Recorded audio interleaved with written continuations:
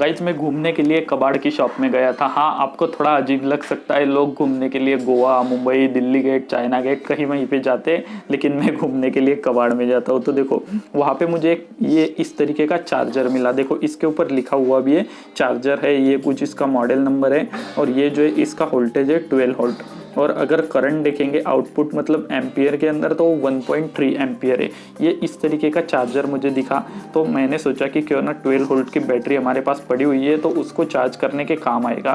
काफ़ी अच्छा दिख रहा है, मतलब ऊपर के कंडीशन देखने पर तो मुझे ये चालू ही लग रहा है, तो इसलिए मैं ये उठा के लेकर आ गया। तो इसके एक साइड में ये कुछ इस तरीके की पिन है और एक साइड में बिजली के बोर्ड के अंदर जाने वाली पिन है और यहाँ पे एक इंडिकेटर एलईडी है। तो चलो इसको मैं प्लग के अंदर लगा देता हूँ और फिर देखते हैं चालू होता है या फिर ख़राब है ये। तो देखो मैंने जैसे ही प्लग के अंदर लगाया तो ये चालू हो चुका है। यहाँ पे इसका ब्लू जो एलईडी है वो जल रहा है। अब आपको लग गया होगा कि सब मैटर सॉर्टेड है, अब ये चालू ही होगा, लेकिन भाई कबाड़ से उठाया है तो कुछ ना कुछ तो फॉल्ट इसके अंदर होगा ही। तो अब यहाँ पे जो है आउटपुट वोल्टेज नाप के देखते हैं कि कितना वोल्टेज हमें मिलता है, 12 वोल्ट मिलता भी है या नहीं। तो यहाँ पे मैं मल्टीमीटर को लेकर आ गया और मल्टीमीटर को मैं ऑन कर देता हूँ और इसको यहाँ पे सेट कर दिया डीसी वोल्टेज के ऊपर और आपके साइड में ही रख देता हूँ। आप बताना मुझे कितना वोल्टेज आता है। तो ये एक प्रोब लगा दिया, ये दूसरा प्रोब लगा दिया। तो देखो गाइस कभी वोल्टेज आ रहा है कभी जा रहा है, मतलब ठीक से इसके अंदर जो है वोल्टेज आ नहीं रहा है, मतलब कोई ना कोई दिक्कत तो इसके अंदर है ही। देखो इसके अंदर कभी वोल्टेज आ रहा है कभी आ नहीं रहा है, कुछ ना कुछ तो दिक्कत इसके अंदर है ही। मतलब ये जो है वायर यहाँ से थोड़ा सा हिलने के बाद वोल्टेज आ रहा है। तो चलो इसको ओपन करते और देखते कि इसके अंदर क्या क्या चीज़ है और फिर हमें पता भी चल जाएगा कि इसके अंदर दिक्कत क्या है। तो सबसे पहले तो इसकी जो वायर है उसको मैं हटा लेता हूँ प्लग से और फिर ये देखो ऑफ हो चुका है, इसको ओपन कर लेते हैं। तो इसको ओपन करने के लिए ये जो स्टिकर है इसके नीचे आपको एक स्क्रू दिख रहा होगा, तो इस स्क्रू को हमें सिंपली ओपन कर देना है। तो चलो जल्दी से इस स्क्रू को ओपन करके देख लेते हैं कि अंदर क्या दिखता है।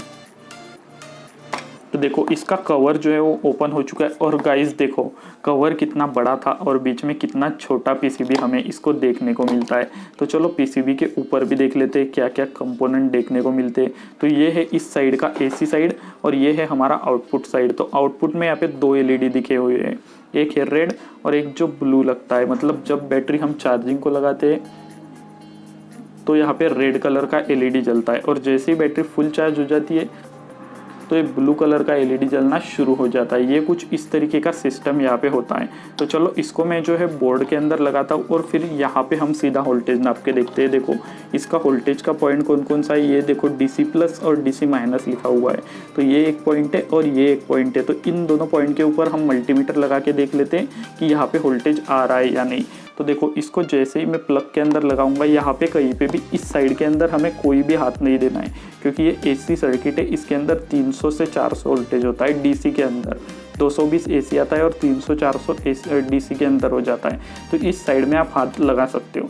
तो चलो यहाँ पे जो है हम वोल्टेज को चेकआउट कर लेते हैं। तो पहले मैं इसको लगा देता हूँ बोर्ड के अंदर। तो देखो मैंने जैसे ही बोर्ड के अंदर लगाया तो ये जो है इसका ब्लू कलर का एलईडी जल रहा है, मतलब इसके साथ कोई बैटरी कनेक्ट नहीं है इसलिए ब्लू जल रहा है और नो लोड में है।